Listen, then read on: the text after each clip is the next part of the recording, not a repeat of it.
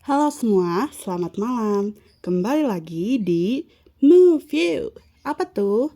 Movie Review. Buat kamu yang baru pertama kali mendengarkan podcast ini, perkenalkan aku Zahra. Dan di sini kita biasanya membahas mengenai film atau drama yang sedang populer.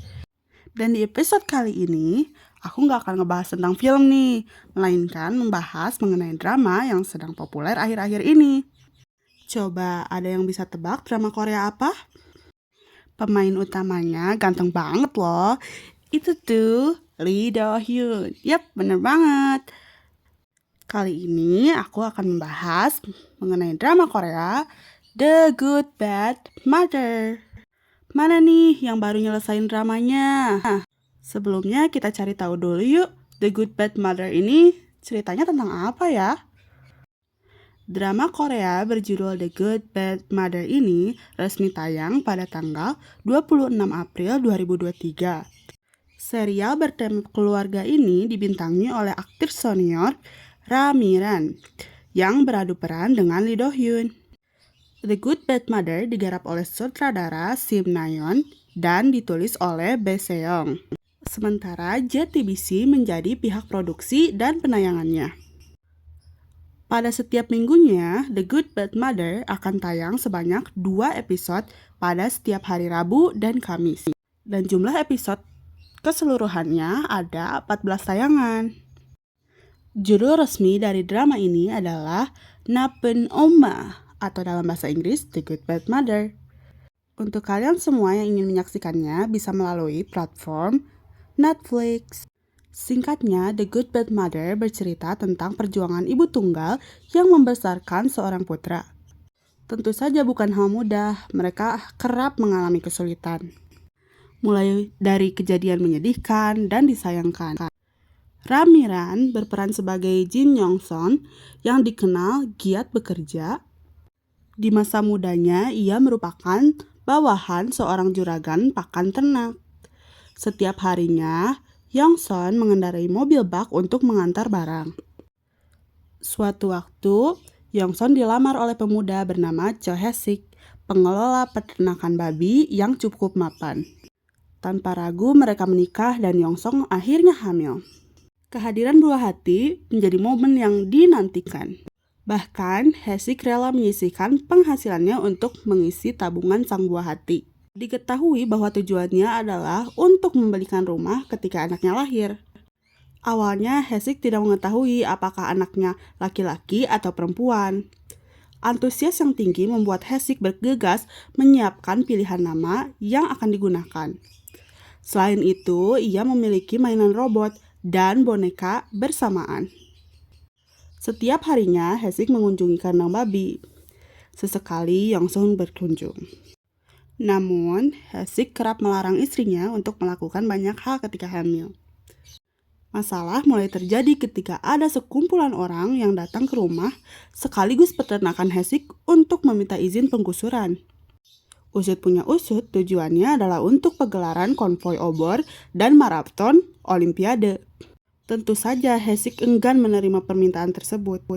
Pasalnya, peternakan babi tersebut sudah dibangun dan dirawat sejak lama. Hingga atasan sekumpulan orang tersebut menemuinya. Hae-sik juga tidak kunjung mengiyakan. Hal tersebut berujung kejadian tragis yang menimpanya. Rumah dan peternakan dibakar diam-diam di malam hari. Hae-sik dan Yong-sun selamat. Mereka mengangkat kasus tersebut ke pengadilan. Mendapatkan perlindungan hukum yang layak, Hae-sik mengenal seorang jaksa bernama Oh Tae-soo. Sosoknya tampak kooperatif dalam persidangan dan setelahnya. Maka dari itu, Hae-sik percaya sepenuhnya pada jaksa tersebut. Bahkan ia menyerahkan tabungan yang disimpannya untuk calon buah hatinya. Liciknya, jaksa Oh ternyata main belakang dengan pihak penggusur tersebut. Tak lama setelah Hae-sik menemui jaksa Oh, ia dicegat di tengah jalan. Sekumpulan orang yang diketuai Song Wo-byuk itu menghabisi Hae-sik yang sedang dalam perjalanan pulang. Mereka menggantungnya dengan tali pada pohon, seakan-akan Hae-sik bunuh diri. Tentu hal ini merupakan tragedi naas yang menimpa Yong-sun. Ia harus mengandung bayi tanpa seorang suami. Kebangkitan seorang ibu beberapa waktu setelahnya, Yongsun menemui pengacara Oh. Sayangnya, ia hanya menerima sandiwara palsu tanpa ia ketahui bagaimana kenyataannya. Sementara itu, pengacara Oh menyerahkan buku tabungan yang sebelumnya diserahkan oleh Hesik. Yongsun memutuskan untuk pindah dan kembali membangun peternakan babi di tengah kehamilannya. Meski awalnya ditentang warga sekitar, Yongsun dapat berbaur hingga akhirnya anaknya lahir dan diberi nama Choi Kang-ho. Sepanjang pertumbuhan sang anak, Yongsun dikenal sebagai ibu yang tekun dan keras dalam mendidik Kang-ho, khususnya dalam hal akademik. Yongsun langsung turun tangan untuk memastikan Kang-ho serius belajar dan menyerap materi dengan baik. Bahkan, Kang-ho tidak diizinkan untuk mengikuti karya wisata yang biasanya diadakan setiap tahun. Sejak kecil, Kang-ho ditanamkan agar tumbuh menjadi sosok yang cerdas dan bisa menjadi seorang penegak hukum atau jaksa. Yongsun bertekad agar Kang-ho berhasil sebagai seorang jaksa. Di sisi lain, ada sosok bernama Lee Mi-ju yang merupakan putri dari Jung Gum-ja dan Lee Jo-gyuk, tetangga dari mereka sendiri. Mi-ju dan Kang-ho lahir di tempat, hari, dan waktu yang sama. Mereka tumbuh di lingkungan dan sekolah yang serupa pula. Lee Mi-ju sudah memahami betul tentang ketekunan Kang-ho dalam mengejar posisi sebagai jaksa. Meski awalnya berteman, mereka sama-sama jatuh hati, hingga akhirnya berpacaran hingga ujian masuk universitas. Tragedi menyedihkan kembali terjadi ketika Mi-ju kecelakaan akibat tertabrak sepeda motor. Untuk memastikan Mi-ju selamat, Kang-ho harus bolos dari ujian masuk universitas yang dinantikannya selama ini. Tentu, ibu Kang-ho sangat marah ketika mengetahuinya. Namun, kejadian itu menjadi cambuk bagi Kang-ho untuk bisa menjadi jaksa di kemudian hari. Demikian juga dengan ibunya yang kerap mendoakan dan menyemangati meski dengan hati yang getir. Kurang lebih seperti itu sinopsis dari The Good Bad Mother yang tayang di Netflix saat ini. Selain berlatar keluarga, penonton juga disajikan cerita bagaimana Kang-ho sebagai seorang jaksa di masa depan. Sebenarnya masih panjang banget cerita Kang-ho dan ya, kalau diceritain semua jadi nggak seru dong ya.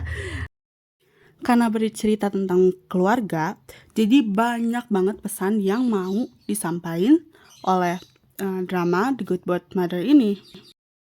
Salah satunya adalah helikopter parenting yang berdampak buruk pada anak. Apa sih helikopter parenting itu? Helikopter parenting merupakan gaya pengasuhan yang terlalu berlebihan.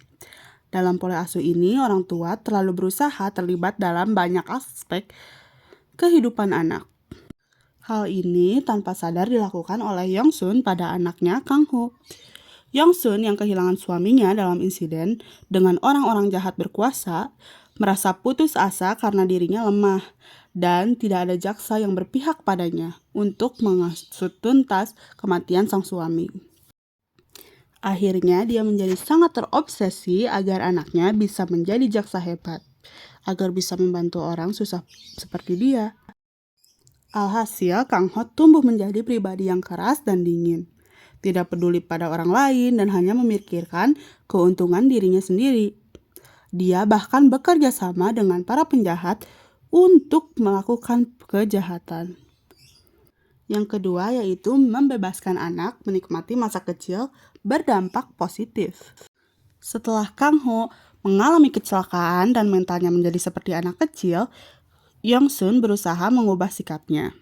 Ia memutuskan untuk kembali membesarkan Kang-ho, namun kali ini lebih membebaskan anaknya untuk bersikap layaknya anak kecil.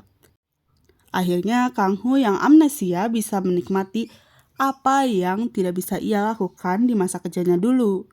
Bermain sepuasnya tanpa memikirkan harus belajar, juga makan sepuasnya tanpa takut dimarahi oleh sang ibu.